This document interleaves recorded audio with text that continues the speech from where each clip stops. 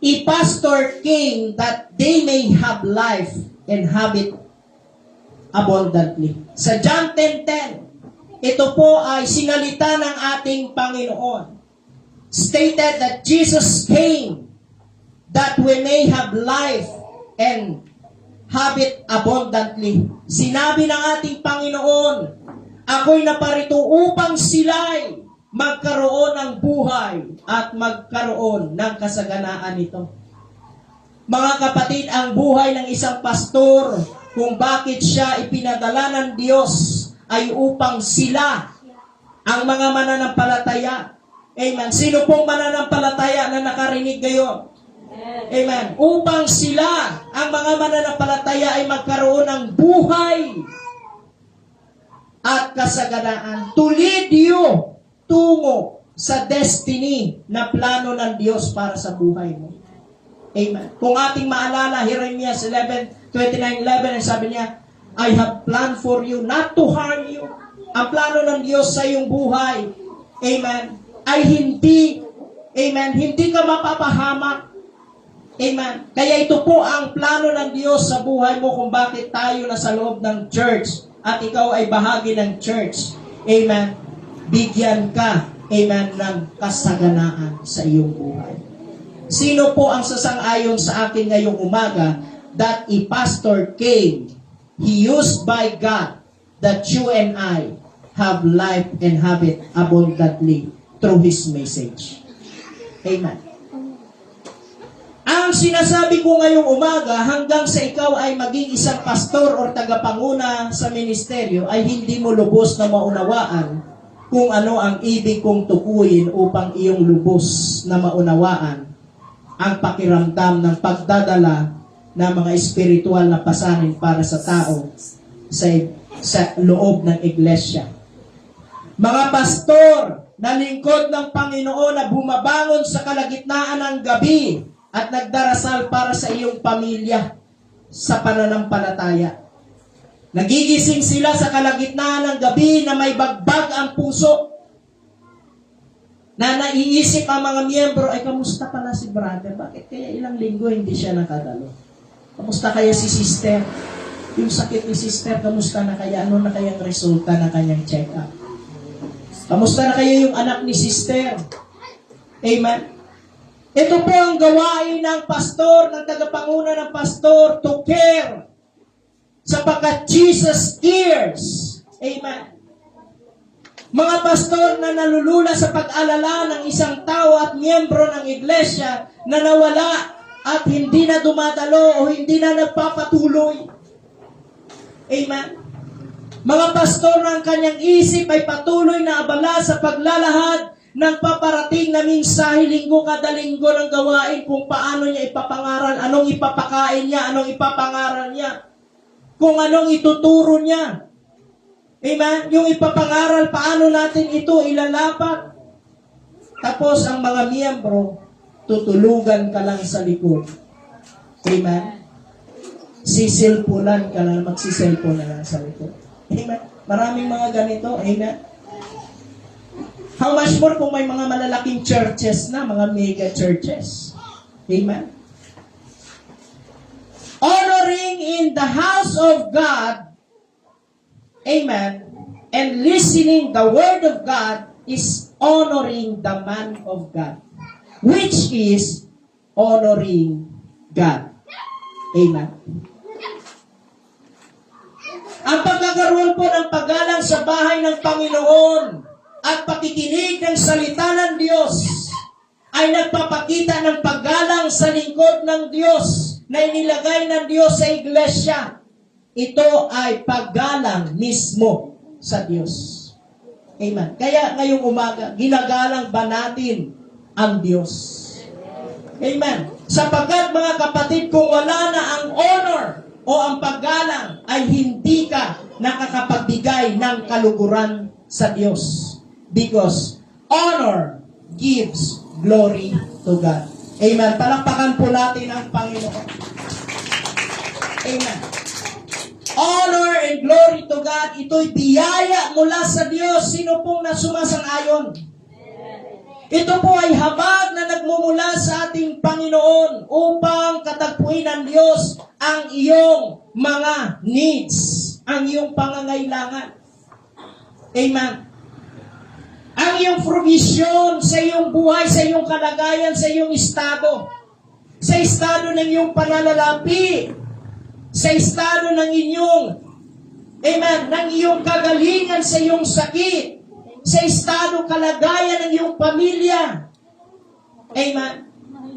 At dito ay upang katagpuin ng Diyos ang iyong mga panalangin. Amen. Kaya if you want that God answers you, magkaroon tayo ng pagpapasakop, amen, sa lingkod ng Diyos na iniligay sa iyo. 1 Thessalonians 5:12-13. Datapwat ipinamamanik namin sa inyo, mga kapatid, na inyong kilalanin ang nangagpapagal sa inyo at nangamumuno sa inyo sa Panginoon, na nangagpapaalala sa inyo at inyong lubos na pakamahalin sila sa pag-ibig dahil sa kanilang gawa magkakaroon kayo ng kapayapaan. Amen. Masaya ka ba, kapatid, na may pastor ka na laging nananalangin para sa iyo? Masaya ka ba, kapatid, na mayroong pastor, amen, na pinupuntahan ka sa inyo para makapakinig ng salita ng Diyos, magpapaalala sa iyo?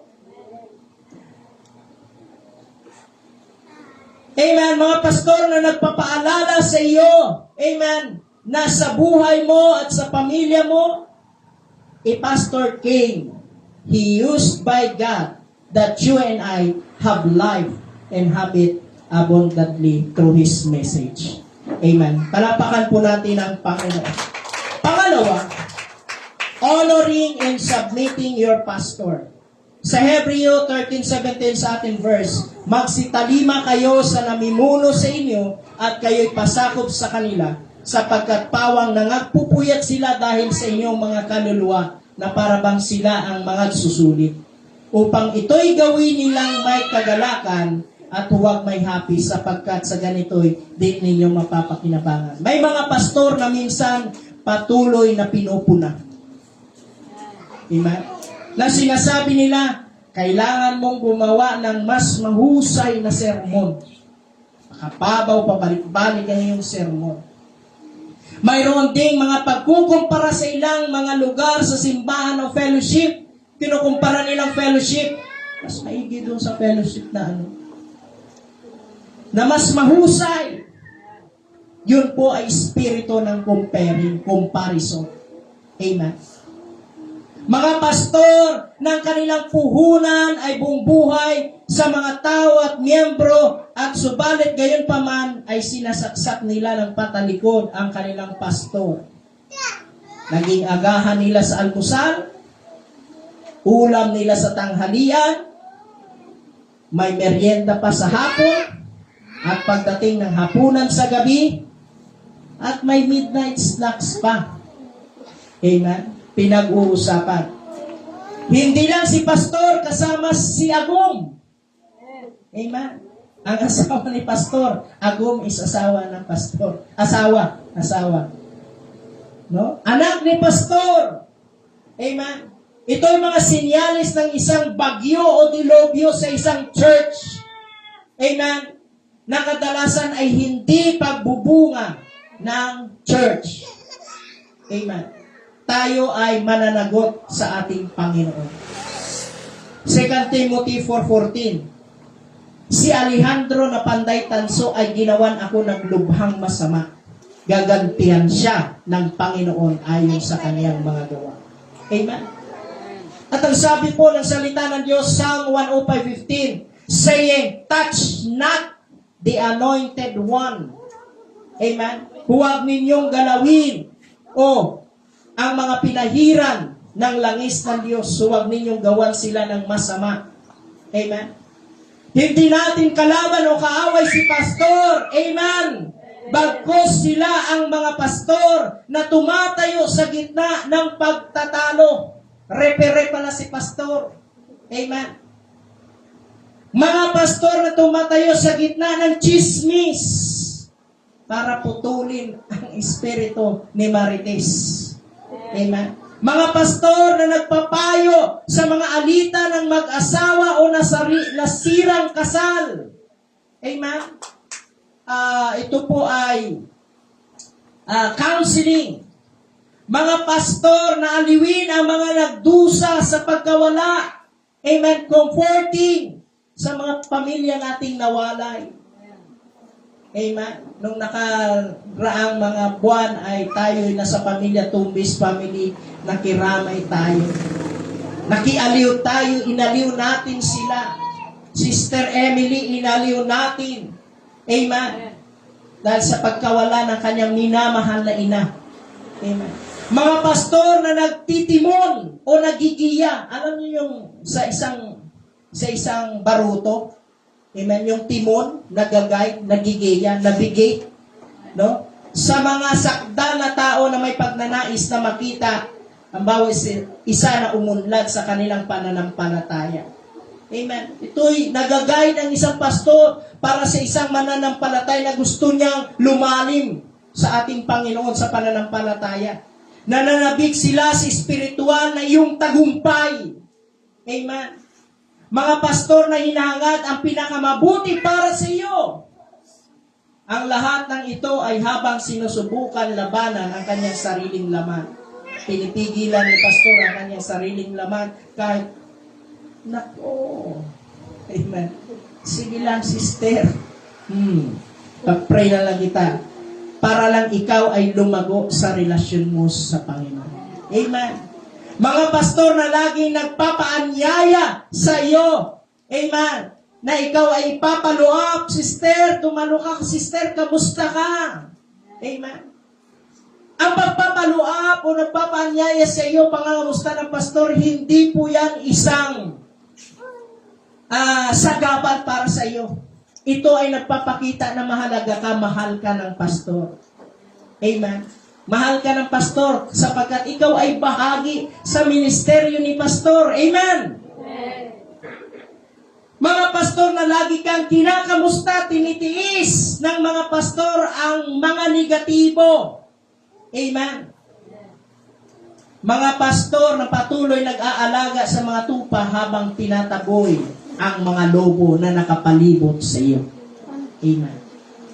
What keeps a faithful pastor going? Ano ba ang nagpapanatili sa isang tapat na pastor? Amen. Ang pangunahin ng kanyang motibasyon ay huwag kang huminto.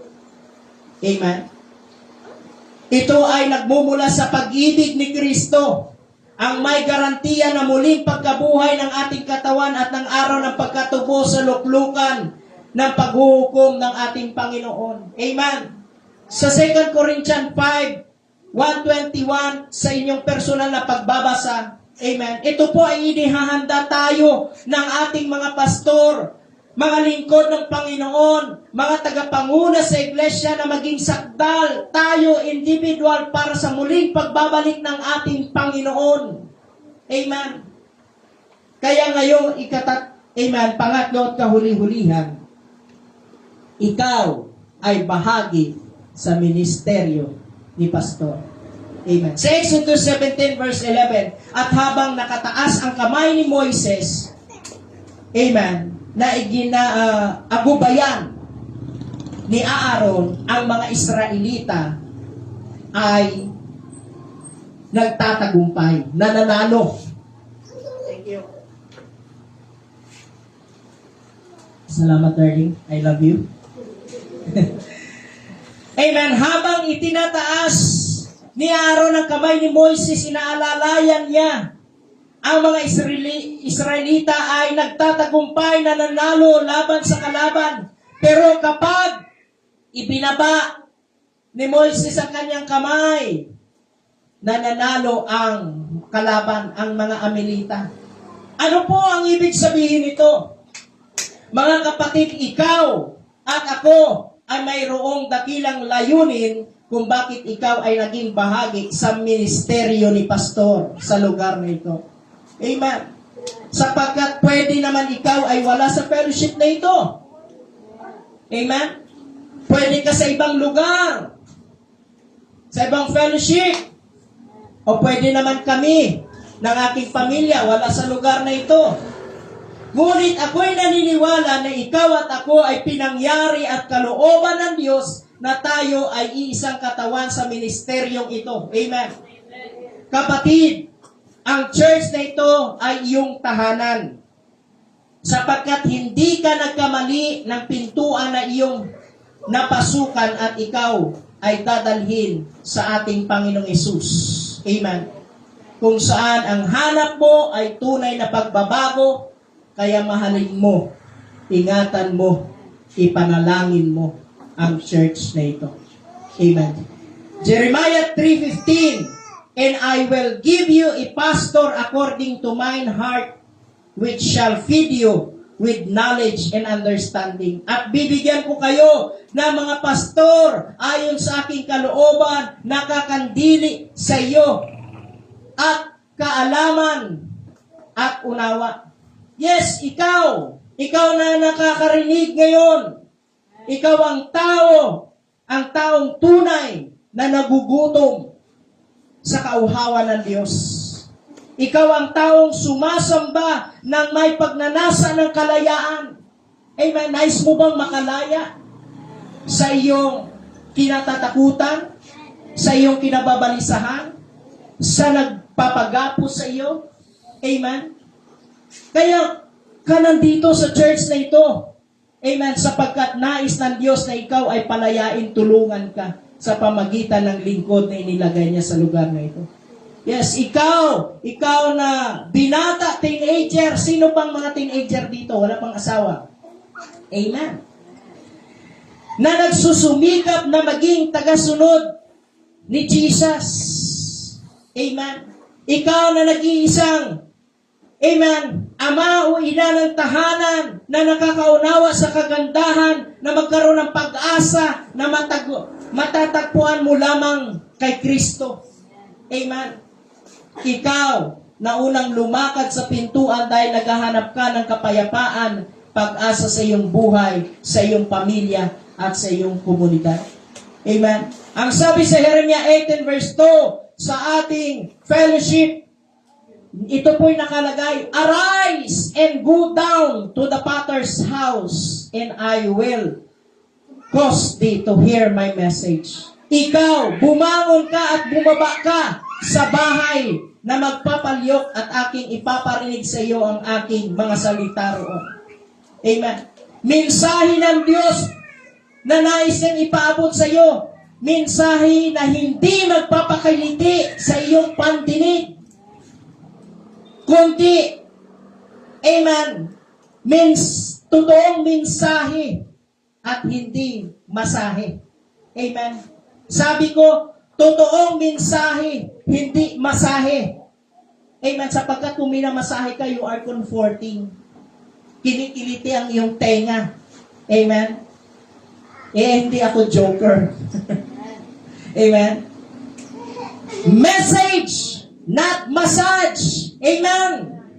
Kaya ikaw ay malaking bahagi sa ministeryo ni pastor. Amen.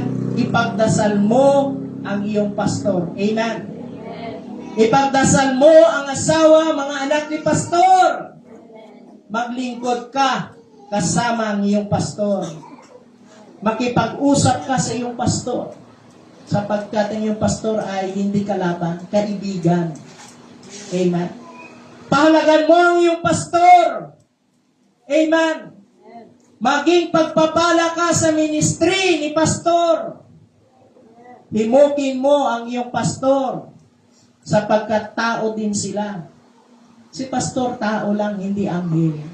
Kaya kailangan din ang comforting ni pastor. Amen. Mas kailangan kanila kaysa iniisip mo.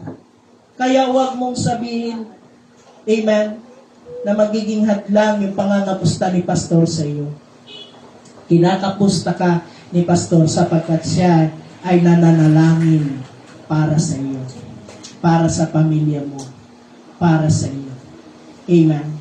If pastor, amen, came,